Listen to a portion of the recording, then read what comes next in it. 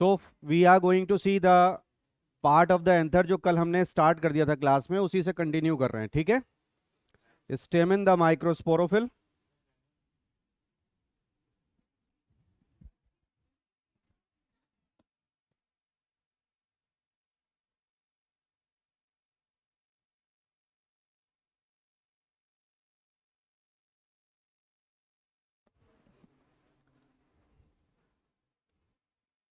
इसका स्ट्रक्चर हम देख चुके हैं ऑलरेडी। फिलामेंट, एंथर और कनेक्टिव। तो कल की क्लास में जो हमने स्ट्रक्चर ऑफ एंथर देखा था, द सेक्शनल व्यू, उसी को कंटिन्यू करने जा रहे हैं।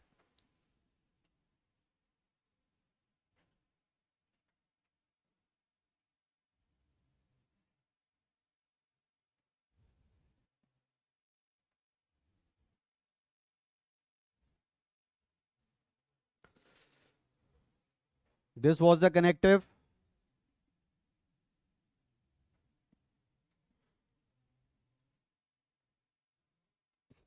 तो anther is bilobed and डाइथिकस।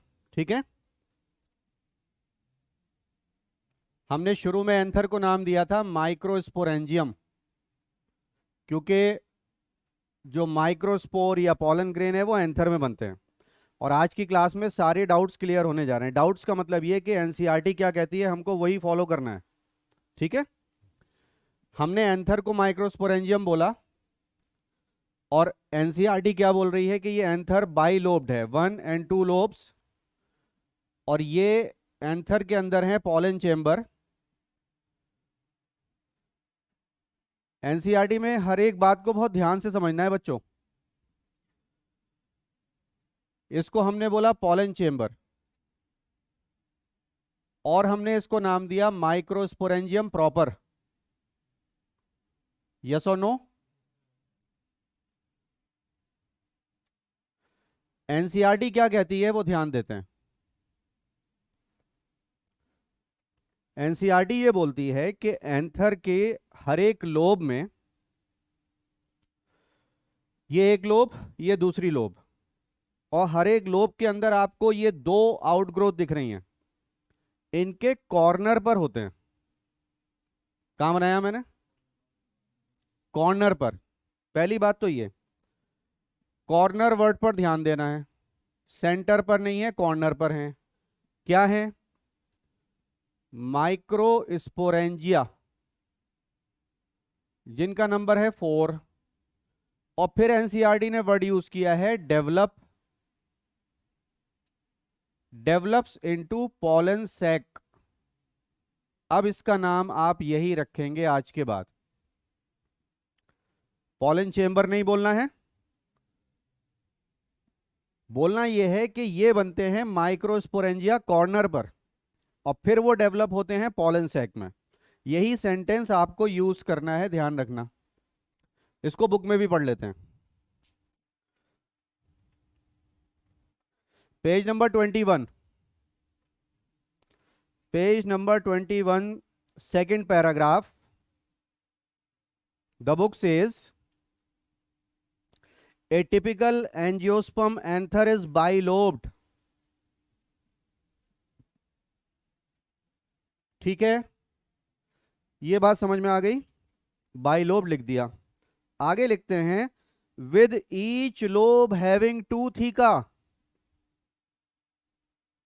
Bilobe का मतलब डाइथीकस नहीं है कि एक लोब को एक थीका बोल दिया, दूसरी लोब को दूसरा थीका बोल दिया। क्या लिखा है बुक में? ईच लोब हैविंग 2 थीका, तो बोला है लोब इज डाइथीकस। आगे बढ़िए, they are dithecous. So how many theca are there? 4 theca are there. ठीक है, नॉट 2 थीका। ये बच्चे गड़बड़ करते हैं। आगे बढ़ते हैं। Often A longitudinal groove runs length wise separating the theca. ये देख रहे, ये लॉन्गिट्यूडनल ग्रूव चल रहा है, ये यहां तक भी आ जाता है लॉन्गिट्यूडनल ग्रूव। अभी तो हम इसको किस तरह से देख रहे हैं? हम इसका सेक्शनल व्यू देख रहे हैं। आगे पढ़िए। Let us understand the various types of tissue and are their organization in transverse section of an anther. So this is what sectional view लिखा था हमने. TS stands for transverse section of anther. TS का मतलब transverse section. आगे पढ़ते हैं.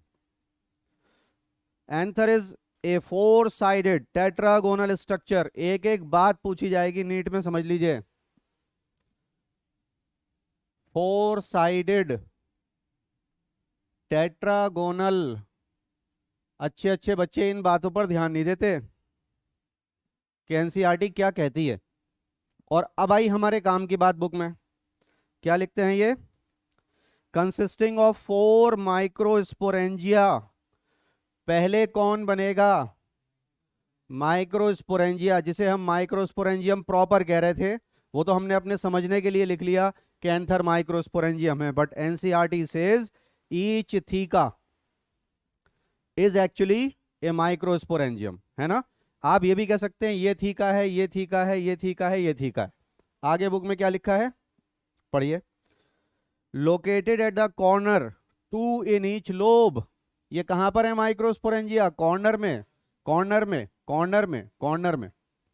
हम इनको ऐसे भी तो यहां और यहां भी तो बना सकते थे, लेकिन नहीं बना सकते. Diagram should be meaningful, it should not be beautiful. ठीक है, शाबाश. आगे लिखते हैं located at the corner 2 each in each lobe. Microsporangia develop further and become pollen sac. क्या लिख दिया भैया? Microsporangia develops to form pollen sac. ठीक है, मतलब हम कुछ भी बोल देते हैं कि माइक्रोस्पोरेंजिया का नाम पॉलन सैक है. कैसे मान लेंगे हम?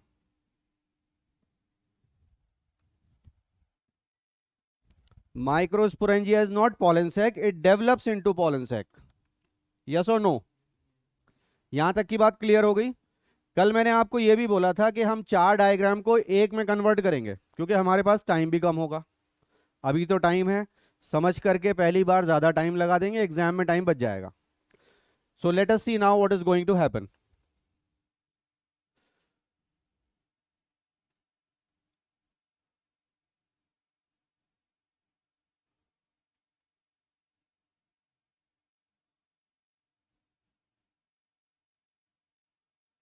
ये आउटर मोस्ट लेयर है एंथर की. अभी आपने ध्यान दिया होगा ऊपर क्या लिखा था? We are going to discuss various tissues present in an anther. और एंथर की हर सेल 2n होगी जब तक मियोसिस ना हो. ठीक है, ये आउटर मोस्ट लेयर का नाम है बच्चों एपिडर्मिस.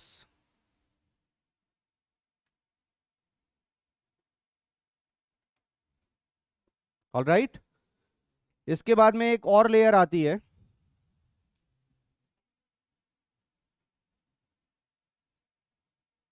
आप सिंगल कलर से भी बना सकते हैं. सेल का साइज और शेप अगर आप चेंज कर दें तो सारी लेयर्स अलग अलग दिखेंगी आपको.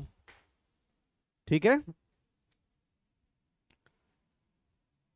एपिडर्मिस के अंदर ये दूसरी layer endothecium,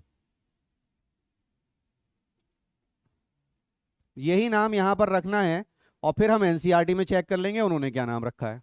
right, will change it accordingly. अगर यही होगा तो यही रखेंगे, बट इंपॉर्टेंट ये नहीं है. इंपॉर्टेंट ये है कि जो एसए में आपने पॉइंट लिखा था कि पॉलन ग्रेन कब रिलीज होंगे? After the dehiscence of anther. So this layer is responsible for dehiscence of anther.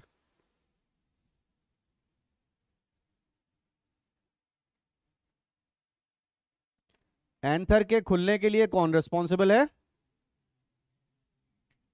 Endothecium. Alright, moving on to the next.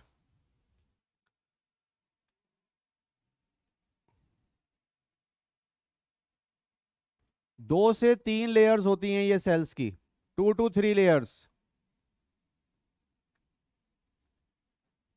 Cell का साइज और शेप अगर अलग रखेंगे तो आपके डायग्राम में भी सारी लेयर्स अलग अलग दिखेंगी.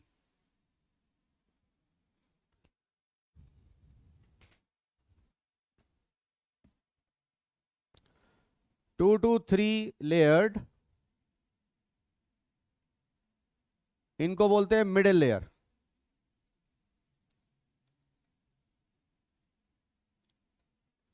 All right, and then finally the innermost layer with large cells having too much nutrients,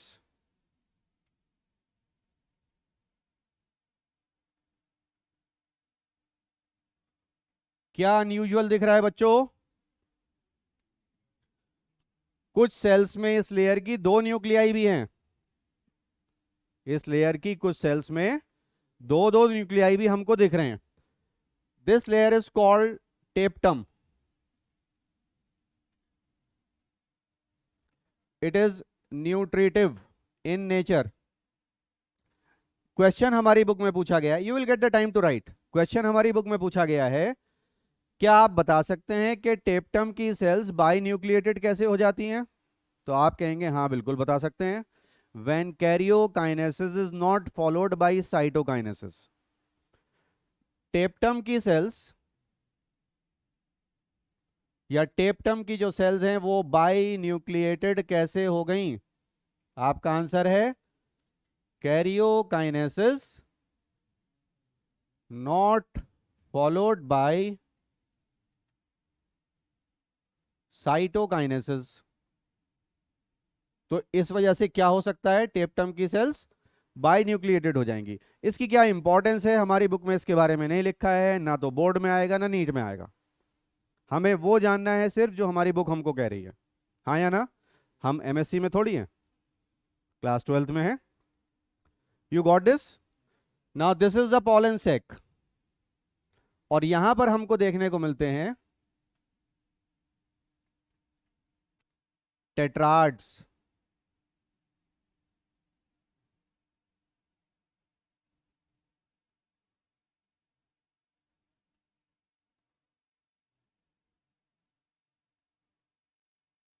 इसका मतलब क्या हुआ?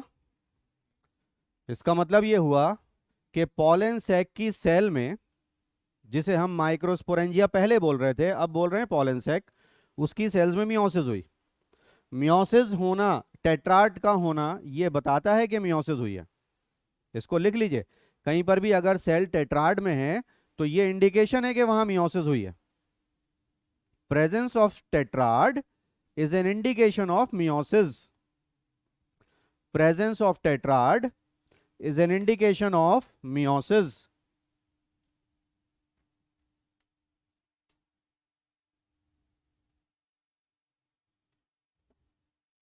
ठीक है, और इसका नाम रख दिया गया, मैं इसे दूसरे कलर से लेबल करूंगा बच्चों। इसका नाम रख दिया गया माइक्रोस्पोर टेट्राड।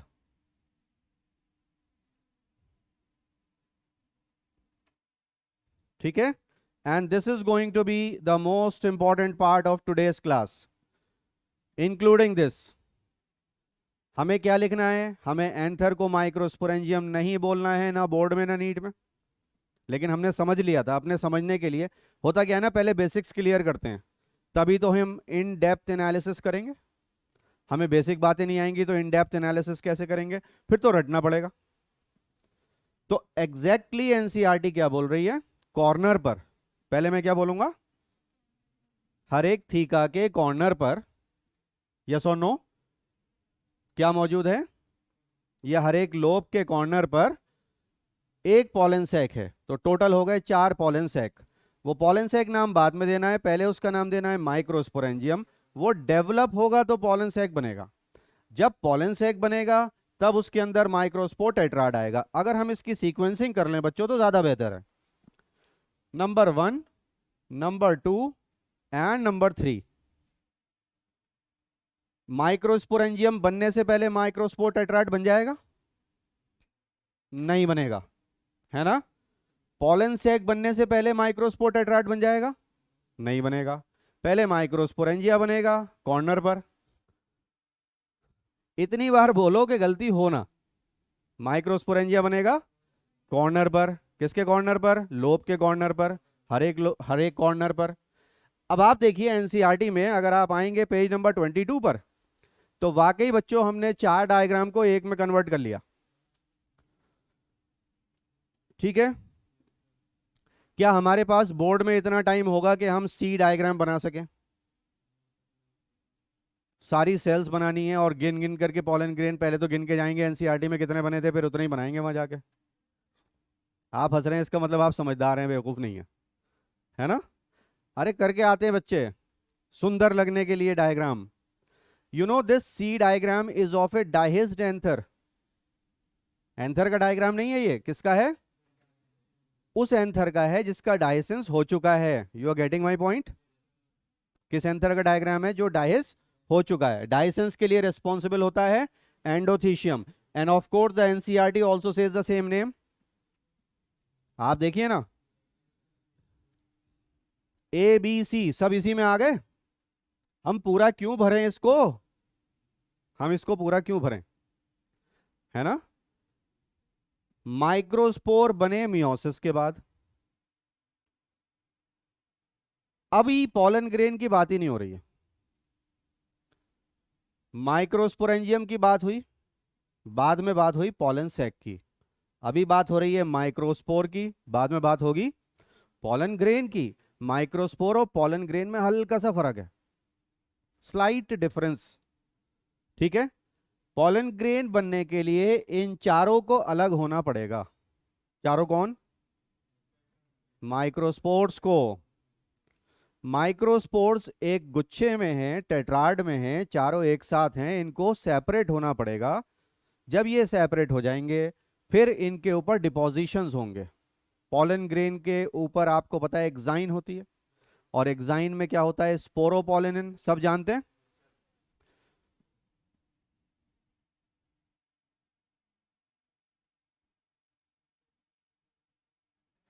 इसके बारे में हर बच्चा क्वेश्चन सही करके आता है कि माइक्रो, ये जो पॉलन ग्रेन है इसकी आउटर वॉल में एक्साइन में स्पोरोपोलिन होता है, जो पॉलन ग्रेन को डेसिकेशन से बचाता है, खराब होने से बचाता है, सड़ने से बचाता है। ठीक है, इसी पर किसी चीज का असर नहीं होता, ये आसानी से खत्म नहीं हो सकती, एसिड्स का, एल्कोहल्स का, एंजाइम्स का, है ना? It provides resistance to pollen grain. Pollen grain काफी टाइम तक वायबल रह सकते हैं। What is the meaning of that? Viable, potential to germinate. यहां पर मीनिंग क्या होगा? पॉलन ग्रेन वायबल है, इसका मतलब क्या होगा? They have the potential to germinate, so they do not lose their viability because of sporopollenin. अंदर कुछ नहीं जाने वाला, आगे अभी एक प्रॉब्लम भी आएगी, उसको भी सॉल्व करेंगे कि जब ये सारी बातें बोल दी तो फिर ये कैसे हुआ, वो भी समझ में आएगा, है ना? ध्यान रखना इस बात को जो मैं बोल रहा हूं। अभी क्वेश्चन क्लियर नहीं होगा आपको, क्योंकि जब आप पढ़ेंगे आगे तो मैं बताऊंगा कि क्वेश्चन एग्जैक्टली क्या है। So pollen grains remain viable because of sporopollen. Sporopollen protects from desiccation. It provides resistance to pollen grains. But what is the difference between microspore and pollen grain? And how these four get separated from each other? Four कौन? Microspore. तो हमारी book में page 22 पर एक line लिखी हुई है, as the anther matures and dehydrates. जब एंथर मैच्योर होगा और उसका पानी सूख जाएगा, as the anther matures and dehydrates. जो बच्चा ये लाइन भूला अच्छा नहीं होगा, समझ लो। इसे अपनी कॉपी में बड़े फॉन्ट में लिखना है, व्हेन द एंथर। अब एज द को क्या कर दोगे?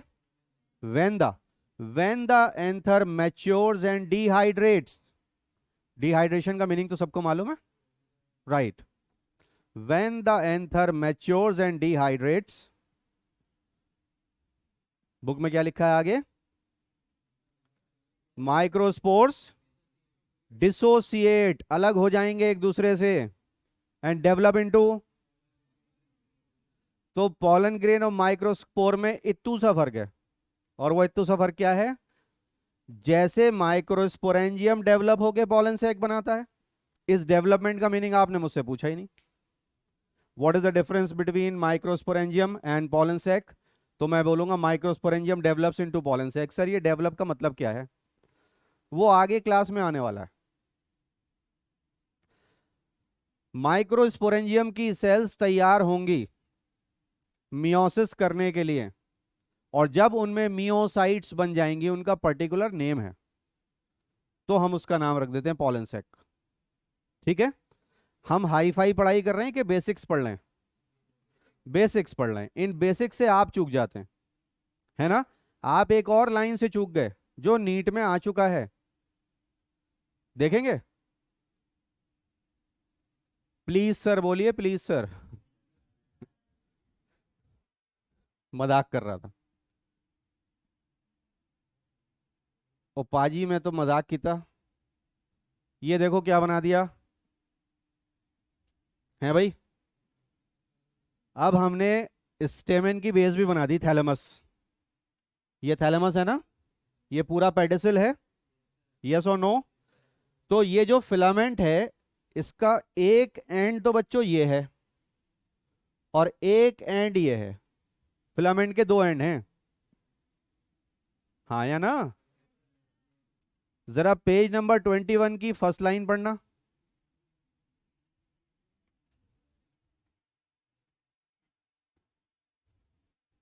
देखिए हम किन किन चीजों से चूक जाते हैं।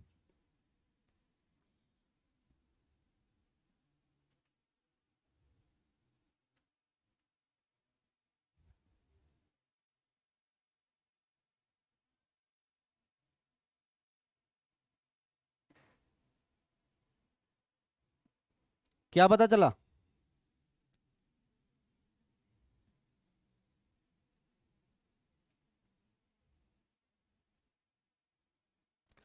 ये पता चला कि फिलामेंट के दो एंड हैं, है ना? प्रॉक्सिमल एंड किसको बोलते हैं? आगे वाला। और डिस्टल माने पीछे वाला। Distal means back. ये मुझे कैसे पता? क्योंकि प्रो का मतलब होता है पहले। प्रो मींस आगे का, पहले। तो एंथर से फिलामेंट का कौन सा एंड अटैच होता है? ये क्वेश्चन आ सकता है कि नहीं? नहीं आएगा। उससे भी आसान आता है, नीट में आ चुका है। Which end of the filament is attach to thalamus? Because this is the line of NCERT book. Can you imagine? हम मिस कर जाते हैं, है जी? बिल्कुल शुरुआत में है। क्योंकि हम जो बुक, भाई हमें इतना भी नहीं मालूम कि एक किताब है 12th क्लास की, इतनी पतली सी, है ना? इतनी पतली सी तो है, उससे पूरा पेपर आना है नीट का। हम उसकी भी लाइंस छोड़ करके जा रहे हैं। Every line is important. तो आप अगर ये सोचें कि प्रॉक्सिमल थैलेमस से अटैच है, क्या पता एंथर से कौन सा अटैच है ये पूछ लें, नहीं, वो इतना मुश्किल पेपर ही नहीं बनाते। वो कहते हैं हम तो एनसीईआरटी की लाइन से क्वेश्चन पूछ रहे हैं। और ये नीट में आया हुआ क्वेश्चन है, आप चेक कर लेना पीवाईक्यू में। Which end of the filament is attach to the thalamus? ये एनसीईआरटी की लाइन है। All right. तो अब हम माइक्रोस्पोर टेट्राड को यहां लिख देंगे, एंथर मैच्योर्स एंड डिहाइड्रेट्स। ठीक है भाई? यस और नो? अभी एक चैलेंजिंग क्वेश्चन आने वाला है आप लोगों के लिए।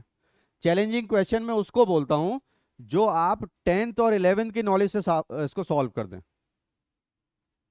चैलेंजिंग हुआ ये? कमेंट हुआ ये तो, है ना? ये तो बेइज्जती हो गई कि 10वीं और 11वीं के सवाल हमसे पूछे जा रहे हैं। बट रियली सिंपल, आप बस बेस पे रहा करिए, हवा में मत उड़िए। बिल्कुल 10th और 11th के लेवल पे सोचिए, आप सारे क्वेश्चन के आंसर बिल्कुल सही देंगे। देखिए जरा, anther matures and dehydrates, microspores dissociates. वही वर्ड लिखना चाहिए जो बुक में लिखा है। मैं सेपरेट भी तो लिख सकता था, सेपरेट्स, और फिर क्या लिख दूं? Develops into pollen grain. तो जितने माइक्रोस्पोर हैं उतने ही पॉलन ग्रेन बनेंगे। यस और नो? पक्की बात? इसे कंप्लीट करिए, आगे बढ़ते हैं फिर।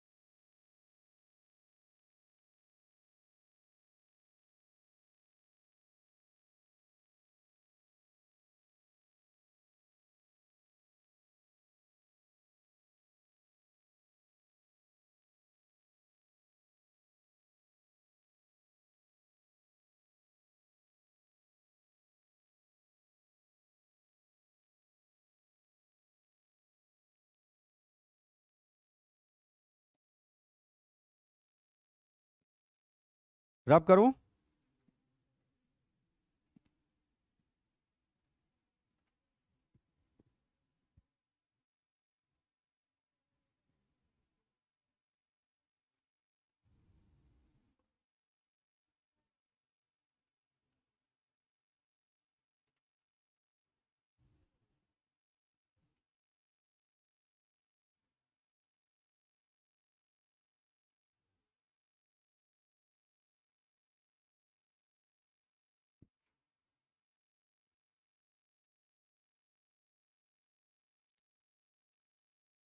तो नेक्स्ट बच्चों हम लोग इसका मीनिंग समझने जा रहे हैं। ठीक है? कि हम ये क्यों बोलते हैं microsporangia develops into pollen sac. ये डेवलप का मीनिंग आप समझने जा रहे हैं। रब कर दूं? ठीक है।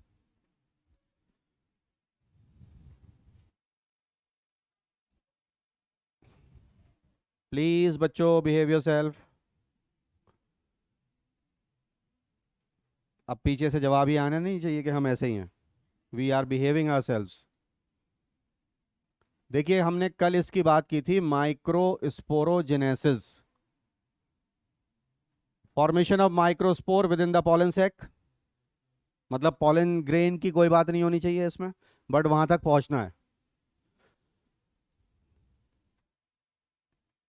Any diploid cell means 2n of pollen sac differentiates Differentiation means cells become specialized to perform a specific function. Yes or no? Into androgonial initial cell. ये भी 2n होगी. Andro word is used for male. ठीक है. Andro word is used for male. And archie, female. Archegonium. Antheridium, archegonium. Yes or no? It divides by mitosis to form sporogenous tissue. Sporogenous tissue की हर cell 2n होगी क्योंकि क्या हुआ है? Mitosis. Differentiation हो गया. माइटोसिस हो गया. ठीक है. Cells of this tissue directly behaves as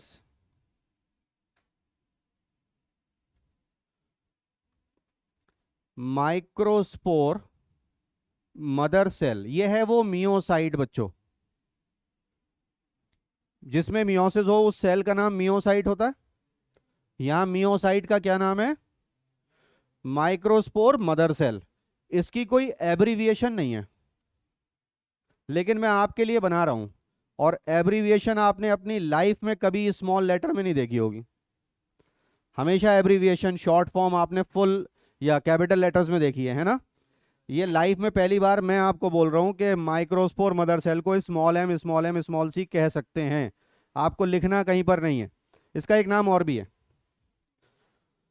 pollen mother cell.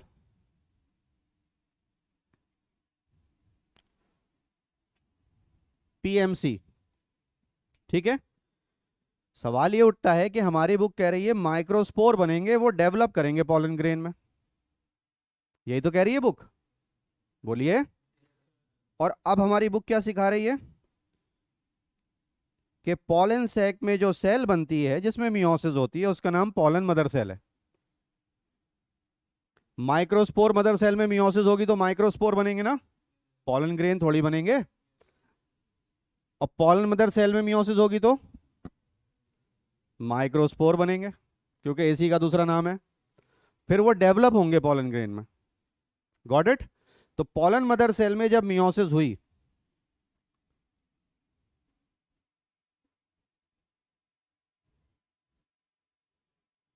तो माइक्रोस्पोर टेट्राड बना.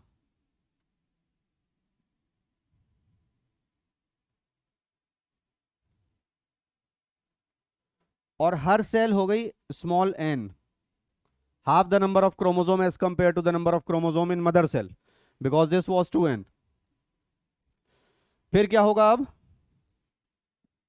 अब एंथर मैच्योर्स एंड डिहाइड्रेट्स, तो माइक्रोस्पोर डिसोसिएट हो गए. यस और no?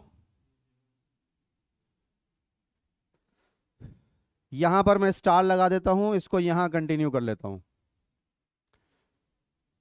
Dissociated microspores. Actually microsporogenesis यहीं तक है. माइक्रोस्पोर बन गए ना. यहां से आगे का पार्ट जो है वो डेवलपमेंट ऑफ पॉलन ग्रेन है. माइक्रोस्पोर से पॉलन ग्रेन कैसे डेवलप होते हैं. हमारा जो क्वेश्चन था वो ये था कि microsporangia develops into pollen sac. कब बोलेंगे उसे? जब उसमें ये सब प्रोसेस होगा. ठीक है. जब उसमें ये बन जाएगी तो वो क्या बन जाएगा? Pollen sac. Pollen mother cell के बनते ही उसका नाम क्या रख दिया? Pollen sac. तो हमने अभी लिखा कि microsporangia develops into pollen sac. तो आपसे पूछा जाए ऐसा क्या हुआ, तो आप बोलिए अंदर ये हो रहा था. और ये क्या है जानते हैं? Self explanatory chart. इसे आप ऐसे बना करके आएंगे तो शायद पूरे नंबर ना मिले. किसी भी सेल्फ एक्सप्लेनेटरी चार्ट को एज सच बना करके नहीं आना है, अपने वर्ड्स में लिख करके आना है in the form of a paragraph. ये सीखने के लिए है, लिखने के लिए नहीं है। फिर आप कंप्लेन कर दें हमने वैसे ही बनाया था जैसे आपने बनवाया था क्लास में, मैम ने नंबर तो आधे दिए, बता भी रहा हूँ, समझा भी रहा हूँ, फिर भी आप ऐसे ही बना करके आएंगे। बताइए अब किसी किताब या किसी टीचर की जरूरत है इसके बाद ये लिखने के लिए कि माइक्रोस्पोरोजेनेसिस क्या होती है? आपके अलावा जो बच्चे लिख करके आएंगे वो क्या लिखेंगे? Formation of microspore within the pollen sac is called microsporogenesis. आप पूरा लिख करके आएंगे। डिपेंडिंग अपॉन के क्वेश्चन 1 मार्क का है कि 2 मार्क का है कि 3 मार्क्स का है। माइक्रोस्पोरोजेनेसिस अगर 3 नंबर में आ जाए तो भी आपको फुल मिलेंगे अगर आप ये पूरा लिख करके आएंगे। यस और नो? सो लेट अस से ये है डिसोसिएटेड माइक्रोस्पोर्स 4। ठीक है, अब इन चारों में क्या होगा? 4 पॉलन ग्रेन बनने वाले हैं बच्चों।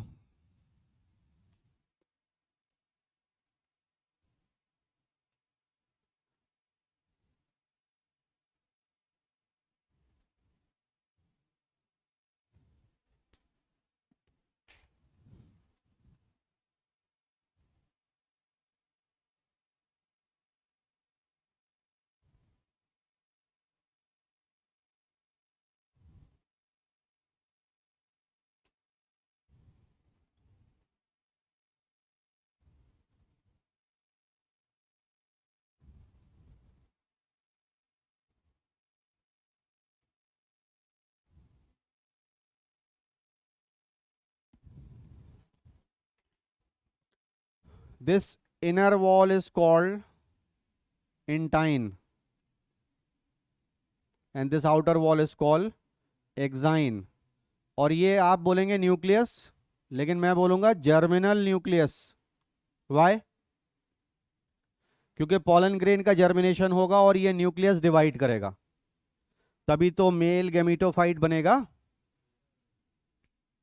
भाई माइक्रोस्पोर या स्पोर अब जर्मिनेट करेंगे तो गेमिटोफाइट बनेगा।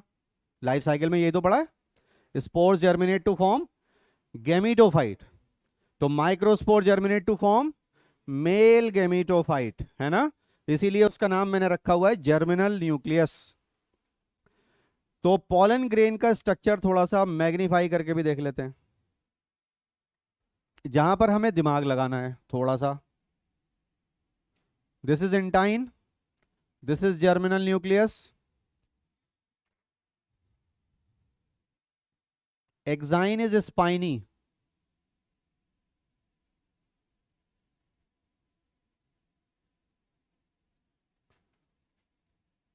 जरा ये डायग्राम मीनिंगफुल बनना चाहिए, देख लीजिए।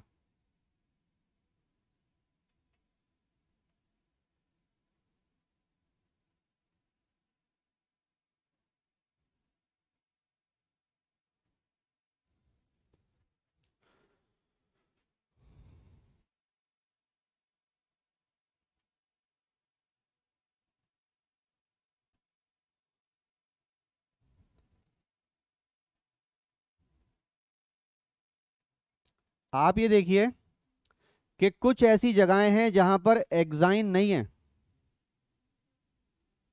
ठीक है, बिल्कुल ना के बराबर है एक्साइन। इस जगह को बोलते हैं जर्म पोर। ये क्या जगह है? हाँ मतलब क्या जगह है जर्म पोर? जहां से पॉलन ट्यूब निकलेगी। और आपकी नॉलेज के लिए germ pores 3 in dicots, 1 in monocots. और यहां लिख देंगे ये वो जगह है जहां से intine grows out as pollen tube. Pollen tube किससे बन रही है? पॉलन ट्यूब किससे बन रही है बच्चों? इंटाइन से, एक्साइन से नहीं बन रही है ना? तो ये जो काम हुआ है यहां से यहां तक का डेवलपमेंट ऑफ पॉलन ग्रेन है। यस और नो? पॉलन ग्रेन का जर्मिनेशन होगा, मेल गैमेटोफाइट बनेगा। यहां पर बच्चों एक तो एडअप होगा स्पोरोपोलिनिन, हाँ या ना? प्लस ये जरूर याद रखना कैलोज, बहुत सारा कैलोस जमा होता है। हमारी बुक में ये बताया गया है कि पॉलन ग्रेन्स हार्मफुल भी होते हैं और यूजफुल भी होते हैं। आपके बारे में भी एक लाइन है उसमें। हमारी बुक में ये लिखा है कि गधों को घोड़ा बनाने के काम में आते हैं पॉलन ग्रेन। ये भी लिखा है। दो अलग अलग बातें बोली मैंने बोला आपके बारे में भी एक लाइन है, ये अलग बात है। दूसरी लाइन को अपने ऊपर मत लगाइए। दूसरी बात क्या बोली मैंने? गधों को घोड़ा बनाने के काम में भी पॉलन ग्रेन आते हैं। तो वहां बच्चे कंफ्यूज हो जाते हैं। क्या कंफ्यूज हो जाते हैं? If you can come on to page number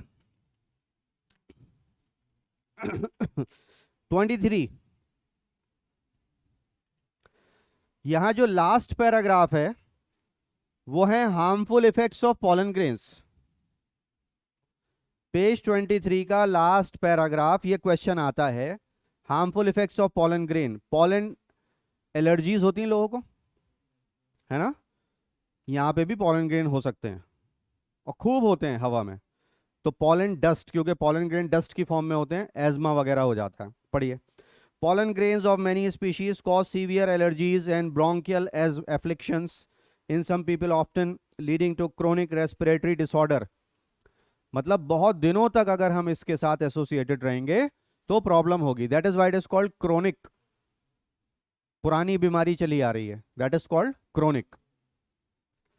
एज्मा, bronchitis, asthma लिखते हैं, प्रोनाउंस करते हैं eczema. It may be mention that parthenium और कैरेट ग्रास, मैंने अपने चैनल पे दिखा रखी है आपको।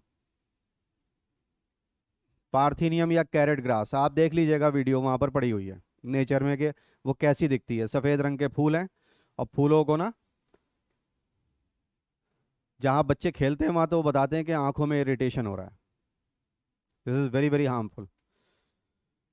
That came into India as contaminated with imported wheat. हमने क्या मांगा?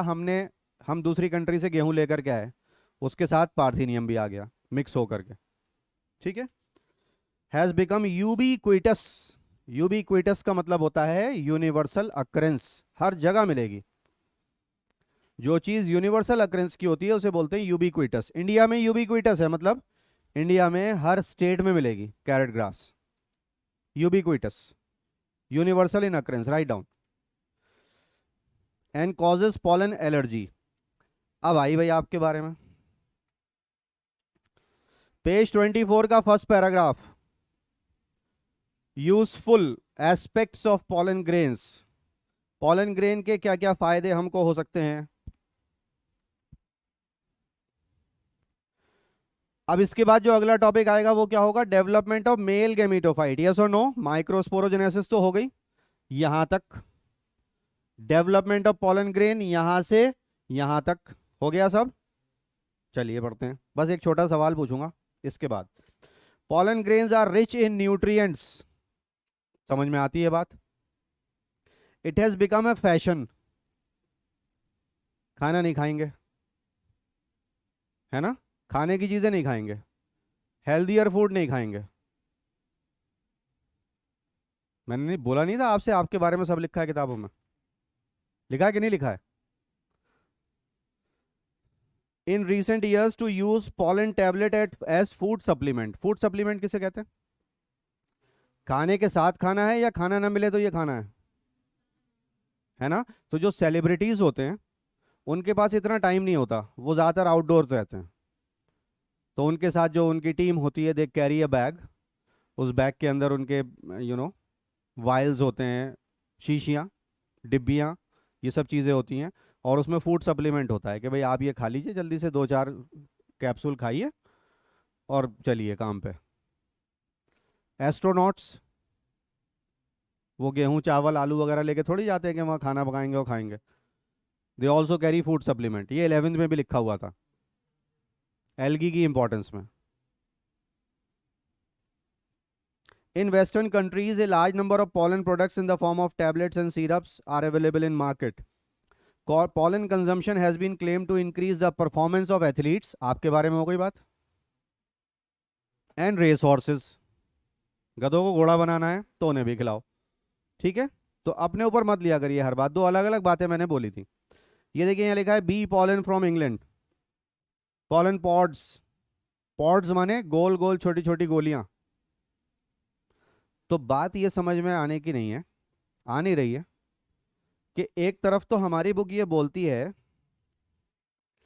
पेज नंबर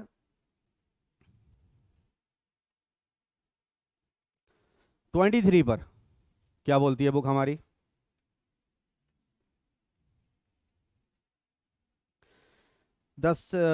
ये से it says pollen grain exine has prominent aperture called germ pores.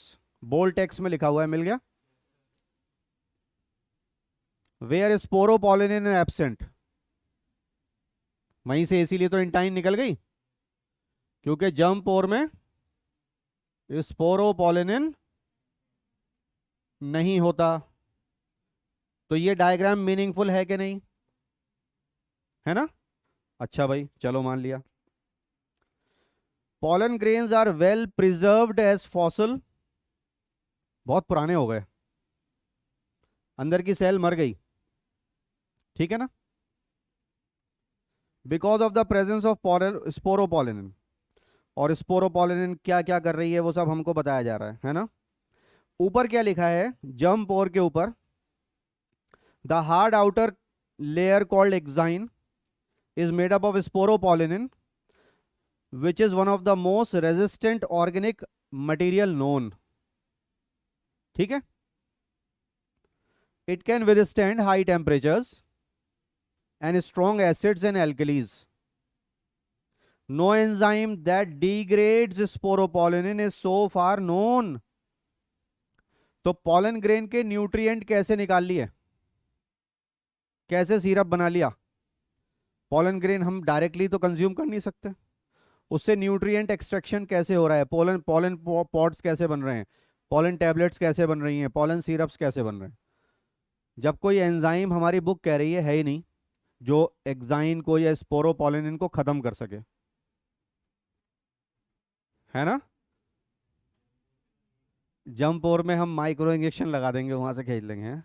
सारे न्यूट्रिएंट्स हाथ में आ जाएगा pollen grain. So this is a matter of research. ये आप ढूंढिएगा कि पॉलन ग्रेन से पॉलन सिरप कैसे बनाए जाते हैं। बोर्ड में नहीं आएगा, नीट में नहीं आएगा, लेकिन यहां जो कीड़ा है वो तभी मरेगा।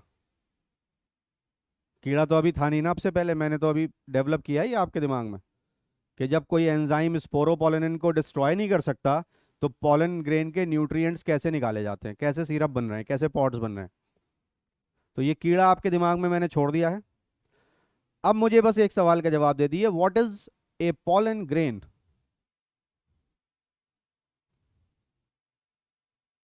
मुश्किल है, मुश्किल सवाल है। Exine is made up of sporopollenin, intine is made up of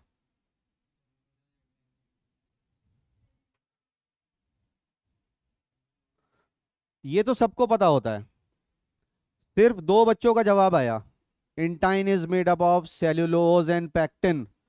पता है सबका जवाब क्यों नहीं आया? क्योंकि पहले वाले सवाल का जवाब अगर आप दे देते कि pollen grain is a plant cell,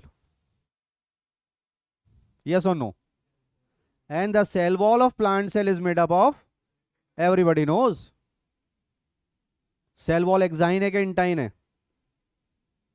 intine है, तो काहे की बनी होनी चाहिए? सेल्यूलोज की। सब जानते थे कि प्लांट की सेल वॉल सेल्यूलोज और पैक्टिन की बनी होती है, मगर हम इंटाइन को इंटाइन समझ रहे हैं, पॉलन ग्रेन को पॉलन ग्रेन समझ रहे हैं, पॉलन ग्रेन को प्लांट सेल नहीं समझ रहे।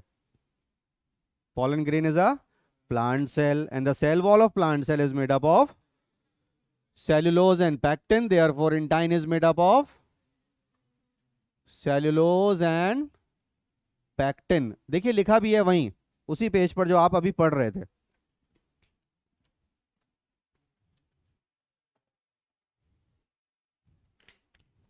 Yes or no? So we'll continue in the next class. This is all for today.